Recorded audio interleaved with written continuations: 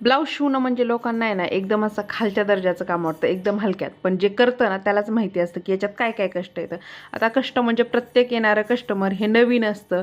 परत नवीन माणसाचा स्वभाव माहीत नसतो आपल्याला, याला फिटिंग कशी लागते, फिनिशिंग कशी लागते, हे सगळं काहीच माहीत नसतं. त्याला आवडेल का नाही इथपासून विचार असतो, ही डिझाईन यांना परफेक्ट वाटेल का नाही.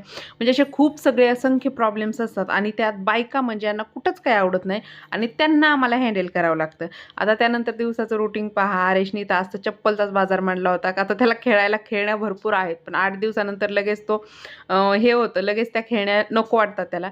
त्यानंतर मग आम्ही Meeshoवरून खेळण्या ऑर्डर केल्या होत्या त्याला. ह्या छोट्या-छोट्या कार होत्या, खूप छान होत्या. त्याला तर खूप आवडल्या.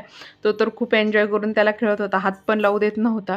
तर म्हणजे पोरांचं असंच असतं ना, एक खेळणं 4 दिवस खेळलं, की परत त्यांना काही खेळायचं नसतं. तर तो मी दे म्हणत होते, तरी देखील देत नव्हता. आणि मग असंच त्याने आजचा दिवस तरी याच्यात त्याचा बिझी गेला. त्यानंतर संध्याकाळी आज महाशिवरात्र होती, तर त्यामुळं मग मी साबुदाणा वडे बनवले होते. या तुम्ही पण सगळे खायला. आणि तुम्ही काय काय बनवलं हे देखील मला कमेंट करून नक्कीच कळवा. व्हिडिओ आवडला असेल तर लाईक, शेअर आणि सबस्क्राईब. थँक